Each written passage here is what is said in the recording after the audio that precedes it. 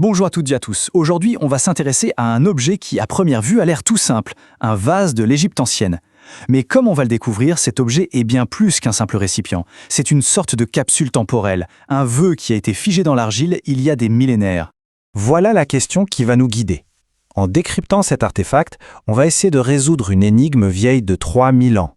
Et, au passage, de lever le voile sur les croyances profondes des anciens Égyptiens, leurs idées sur la vie, sur la mort et sur l'éternité. Allez, l'enquête commence. Alors le voici, cet objet au cœur de notre histoire, le vase du Nouvel An.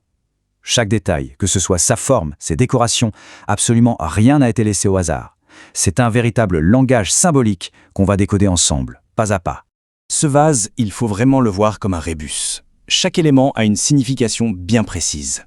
Sa forme aplatie, par exemple, elle rappelle le disque du soleil.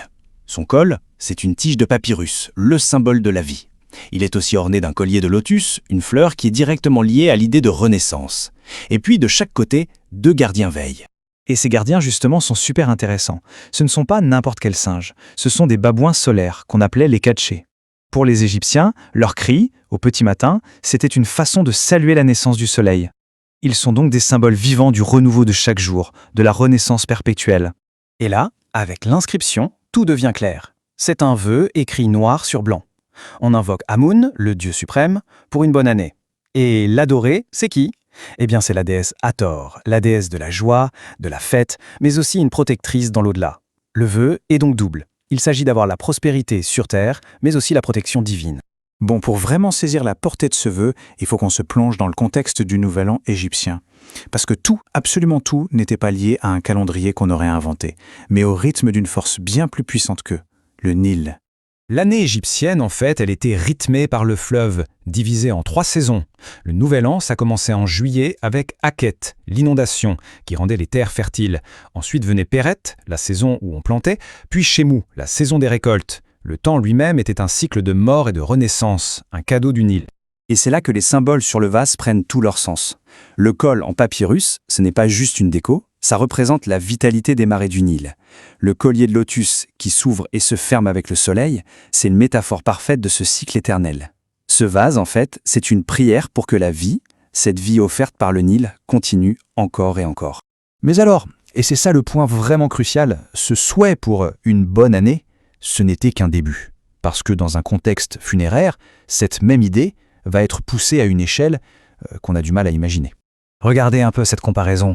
Dans les tombes, on ne trouve pas de petits vases comme le nôtre. Non, on trouve d'énormes jarres qui n'ont jamais servi du vivant du défunt et dont le but était de garantir, non pas une année, mais des millions d'années de prospérité. On passe du temps des hommes à l'éternité des dieux. Il faut comprendre que pour les Égyptiens, l'au-delà n'était pas un monde abstrait. C'était une version parfaite de l'Égypte qu'ils connaissaient. Le défunt avait donc besoin de tout ce qu'il avait sur terre, à manger, à boire, des huiles. Ces grands vases funéraires, c'était en quelque sorte des garde-manger magiques pour une éternité de vie heureuse et bien remplie. Et cette obsession pour la vie, pour la renaissance, elle n'est pas apparue d'un coup. Elle est ancrée dans les toutes premières créations de la civilisation égyptienne, bien avant qu'ils n'inventent l'écriture. On remonte le temps jusqu'au 4e millénaire avant notre ère. Sur ces poteries de la culture de Naqada, on trouve déjà les éléments de base. Le motif en zigzag, ce n'est pas juste un dessin abstrait, c'est l'eau. Les spirales, c'est le soleil. Avant même les hiéroglyphes, les Égyptiens utilisaient leur poterie pour parler des 2 forces qui gouvernaient leur monde, l'eau et le soleil. Et pour être absolument sûr que ces provisions durent pour toujours, ils se sont tournés vers un matériau presque éternel, la pierre. Le résultat est juste stupéfiant. Sous la toute première pyramide, celle de Djoser, les archéologues ont trouvé pas moins de 40 000 vases en pierre. Imaginez un peu, c'est la preuve ultime de leur désir de vaincre le temps et de s'assurer une existence pour l'éternité. Allez, on change de registre maintenant avec une autre catégorie d'objets, tout aussi beaux qu'énigmatiques. On les appelle les cuillères à phare, mais ce nom est très probablement une erreur d'interprétation. Alors, la question est posée.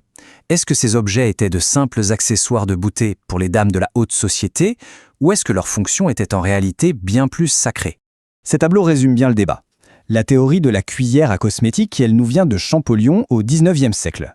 Mais les preuves archéologiques, elles, nous racontent une autre histoire. On ne trouve quasiment jamais ces objets dans des maisons, mais presque toujours dans des tombes ou des temples.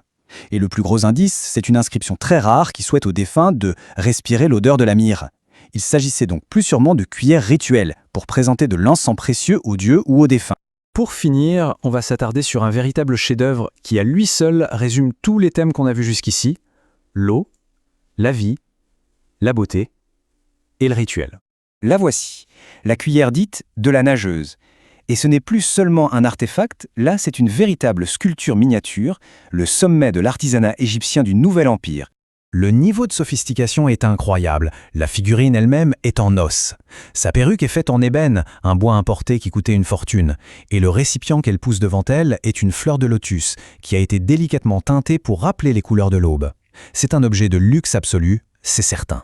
Pour comprendre pourquoi on fabriquait un objet aussi précieux, il faut connaître un concept égyptien clé, Néfer. Ça ne veut pas seulement dire beau, c'est bien plus que ça. C'est l'idée de perfection, d'harmonie, de complétude. C'est l'état du monde tel que les dieux l'ont créé, un état que les artisans égyptiens essayaient de recréer dans leurs œuvres.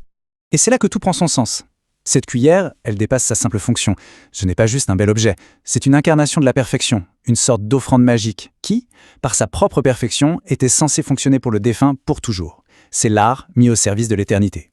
D'un simple vase du Nouvel An à une offrande parfaite pour l'au-delà, ces objets nous racontent l'histoire d'une civilisation déterminée à rendre la vie belle, bonne et éternelle. Et ça nous amène à une dernière question. Si un seul de nos objets devait parler pour nous dans 3000 ans, que choisirions-on pour raconter notre histoire ?